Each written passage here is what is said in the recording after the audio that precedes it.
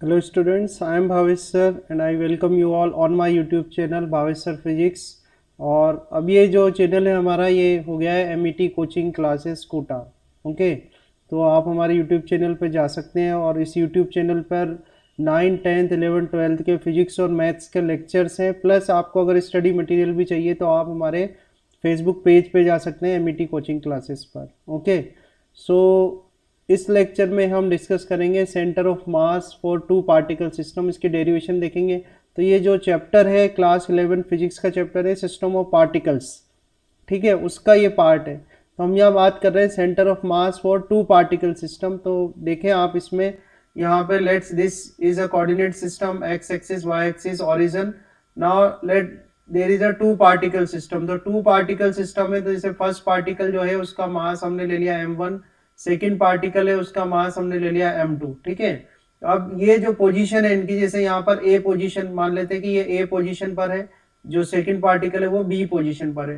तो हम इनका पोजीशन वेक्टर देते हैं। तो पोजीशन वेक्टर ए पार्टिकल के लिए तो पोजीशन वेक्टर आ गया अपना r1 वेक्टर, और बी पार्टिकल के लिए पोजीशन वेक्टर हो गया r2 वेक्टर, ठीक है।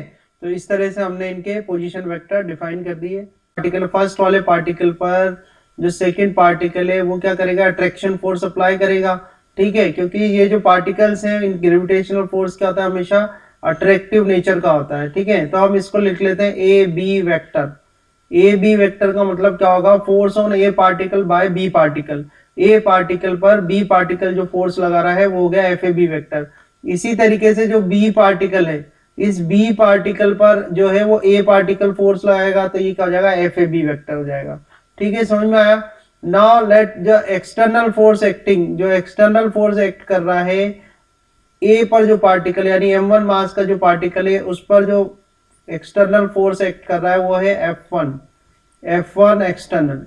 ये एक्सटर्नल फोर्स एक्ट कर रहा है, और यहाँ पर इस सेकेंड वाले पार्टिकल पर जो एक्सटर्नल फोर्स एक्ट कर रहा है वो है F2 एक्सटर्नल, ठीक है। तो ये एक्सटर्नल फोर्स हो गए। अब जो टोटल एक्सटर्नल फोर्स है, यहाँ पर हम बात करें कि टोटल एक्सटर्नल फोर्स कितना हुआ। तो टोटल एक्सटर्नल फोर्स जो होगा वो आपका F इजिकल टू कितना जाएगा, F1 external plus F2 external, ये हो गया इस पर लगने वाला टोटल एक्सटर्नल फोर्स। अब ये जो टोटल फोर्स एक्ट कर रहा है, जो आपका F दिख रहा है, ये टोटल फोर्स F लगेगा कहां पर, तो ये टोटल फोर्स F जो एक्ट करेगा वो एक्ट करेगा इसके सेंटर ऑफ मास पर। तो हम ये मान लेते हैं कि जो इसका सेंटर ऑफ मास होगा है C पॉइंट पर है, ये रहा C पॉइंट, ठीक है। तो इस C पॉइंट पर, इस C पॉइंट का अगर हम पोजीशन वेक्टर बनाते हैं इस तरीके से, ठीक है, तो ये C पॉइंट का आ गया पोजीशन वेक्टर, और C पॉइंट का जो पोजीशन वेक्टर है उसको हम लिख रहे हैं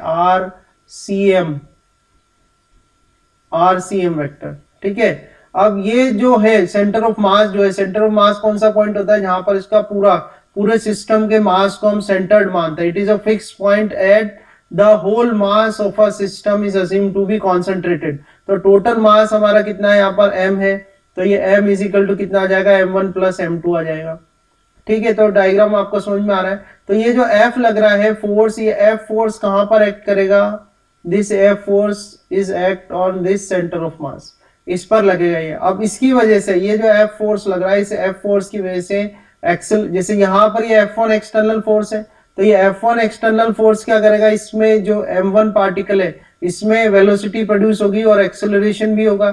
इसी तरह से सेकेंड पार्टिकल में भी वेलोसिटी और एक्सेलरेशन होगा, ठीक है। तो हम बात करें कि फर्स्ट जो पार्टिकल है अपना v, उसके लिए वेलोसिटी कितनी होगी, तो v1 इज इक्वल टू कितना आ जाएगा, dr1 vector divide by dt। Acceleration vector की बात करें फर्स्ट पार्टिकल के लिए, तो फर्स्ट पार्टिकल के लिए एक्सेलरेशन वेक्टर क्या आएगा, dv vector divide by dt, ठीक है। और क्या लिख सकते हैं आप, d2r1 vector divide by dt2, ठीक है। ये तो फर्स्ट पार्टिकल की वेलोसिटी और एक्सेलरेशन आ गया। ऐसे ही सेकंड पार्टिकल की वेलोसिटी वेक्टर करोगे तो v2 vector is equal to कितना आ जाएगा आपका, dr2 vector divide by dt, ठीक है। और इसके लिए एक्सेलरेशन वेक्टर क्या होगा, a2 vector is equal to क्या होगा, dv, यहाँ dv1 कर देते हैं अपन, ये होगा आपका dv2 डिवाइड बाय dt। और इसी को आप क्या लिख सकते हो, d2 r2 vector divide by dt2। ठीक है, तो ये वेलोसिटी वेक्टर और एक्सेलरेशन वेक्टर है फर्स्ट पार्टिकल के। क्यों, किस फोर्स की वजह से? ये है F1 एक्सटर्नल फोर्स की। इसे ध्यान रखना कि वेलोसिटी और एक्सेलरेशन जो आ रहे हैं वो ओनली किसकी वजह से आएंगे? आपके एक्सटर्नल फोर्स की वजह से। तो एक्सटर्नल फोर्स की वजह से ये वेलोसिटी और एक्सेलरेशन है फर्स्ट पार्टिकल का, ये वेलोसिटी और एक्सेलरेशन है सेकंड पार्टिकल का। ठीक है, अगर टोटल फोर्स की बात की जाए, यहां पर करते हैं अपन के टोटल फोर्स कितना एक्ट कर रहा है इसमें। तो टोटल फोर्स कितना एक्ट करेगा? देखो फर्स्ट पार्टिकल पर, तो फर्स्ट पार्टिकल पर F1 एक्सटर्नल लग रहा है और प्लस आप देखो FAB वेक्टर भी एक्ट कर रहा है। तो ये तो फर्स्ट पार्टिकल की बात हो गई। सेकंड की बात करें तो सेकंड पर देखो F2 एक्सटर्नल लग रहा है। ठीक है, वेक्टर लगा देते हैं इन पे, वेक्टर में बात कर रहे हैं अपन, तो ये वेक्टर लगा दिया और प्लस उस पर लग रहा है FBA वेक्टर लग रहा है। तो इसमें FAB वेक्टर और FB वेक्टर जो है वो क्या इंटरनल फोर्सेस है। और न्यूटन्स थर्ड लॉ से क्या होता है? न्यूटन्स थर्ड लॉ के अकॉर्डिंग जो FAB वेक्टर है वो क्या होगा? माइनस ऑफ FBA वेक्टर होगा। ठीक है, मैग्नीट्यूड सेम होंगे बट डायरेक्शन क्या होगी? उनकी अपोजिट होगी। तो इस वजह से ये जो फोर्सेस है तो एक दूसरे को कैंसिल आउट कर देंगे। कौन सा? FAB वेक्टर और FBA वेक्टर, तो ये तो कैंसिल आउट हो जाएंगे।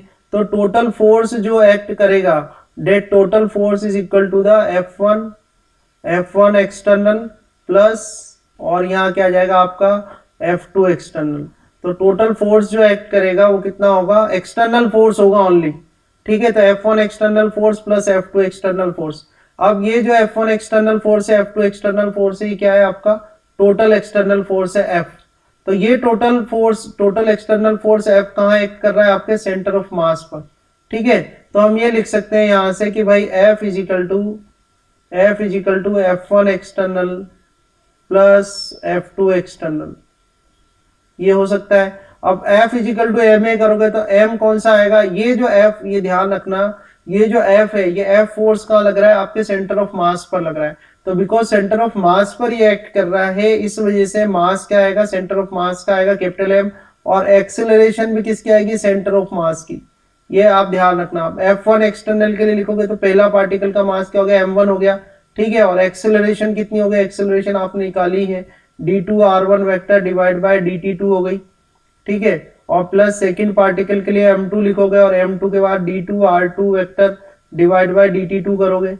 समझ में आ गया? ठीक है, अब यहाँ पर ACM क्या हो सकता है आपका? तो ACM लिखो आप, तो M आ जाएगा। ठीक है, और ये क्या लिखोगे आप? d2RCM vector. ठीक है, RCM वेक्टर क्या है? Position vector of a, this is RCM vector, capital RCM vector क्या है? Position vector of a centre of mass. ठीक है, of this two particle system. तो ये आ गया आपका, और ये आ जाएगा dt2 आ जाएगा।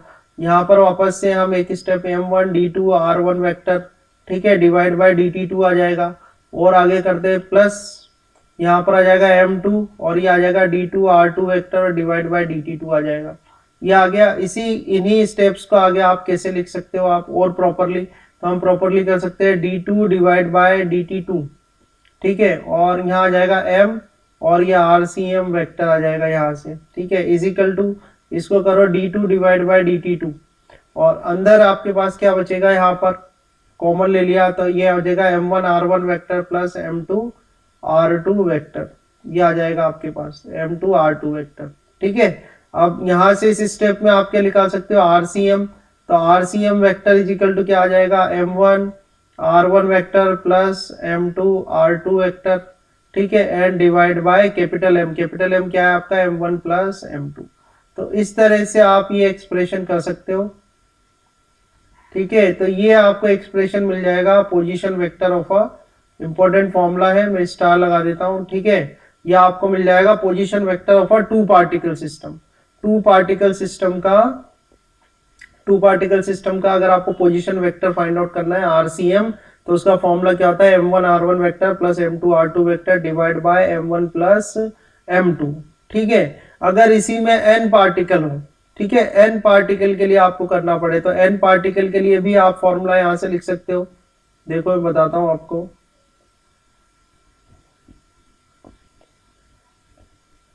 n पार्टिकल के लिए लिखे अपन n पार्टिकल सिस्टम है, उसका आपको सेंटर ऑफ मास निकालना है। तो n पार्टिकल के लिए क्या आ जाएगा? RCM vector. ठीक है, and RCM vector is equal to आपको करना है समीशन, यहाँ लिखने हैं आपको MI RI वेक्टर, ठीक है। आई की वैल्यू कहाँ से कहाँ तक जाएगी, 1 से लेके n तक जाएगी, और डिवाइड करोगे आप समीशन आई की वैल्यू 1 से लेके n तक, और ये आ जाएगा MI, ठीक है। तो ये आपका बनेगा formula for the n particle system. अगर आपको n पार्टिकल सिस्टम दिया हुआ है तो n पार्टिकल सिस्टम में आप इस फॉर्मूले से फाइंड आउट कर सकते हैं सेंटर ऑफ मास की पोजीशन या उसका पोजीशन वेक्टर, ठीक है। अगर आपको कार्टेशियन कोऑर्डिनेट्स दिए हों, जैसे आपसे पूछे कि भाई कार्टेशियन कोऑर्डिनेट्स से बताओ कार्टेशियन कोऑर्डिनेट्स में क्या होगा, तो देखो कार्टेशियन कोऑर्डिनेट्स लिखते हैं अपन इन कार्टेशियन कोऑर्डिनेट्स, ठीक है। तो कार्टेशियन कोऑर्डिनेट्स में जैसे आपको दो पार्टिकल सिस्टम या n की बात कर लो आप, तो n पार्टिकल सिस्टम में आप जैसे सेंटर ऑफ मास जो है, सेंटर ऑफ मास के जो कोऑर्डिनेट है वो हमने लिखे हुए हैं XCM YCM। XCM YCM क्या है, सेंटर ऑफ मास के कोऑर्डिनेट्स है। तो XCM कैसे निकालोगे आप, तो XCM का फॉर्मूला क्या होता है, M1 x1 plus M2 x2 plus dash dash dash plus MN xn, ठीक है। और डिवाइड में क्या आ जाएगा, टोटल मास, टोटल मास कितना जाएगा आपका M1 plus M2 plus dash dash dash plus MN, यह आपका टोटल मास हो जाएगा। ऐसे ही आप निकाल सकते हो YCM, तो YCM में क्या होगा, M1 Y1 plus M2 Y2 plus dash dash dash plus MN YN, ये आपका फॉर्मूला बन जाएगा किसके लिए, YCM के लिए। तो यहाँ आ जाएगा नीचे आपका M1 plus M2 plus dash dash dash plus MN।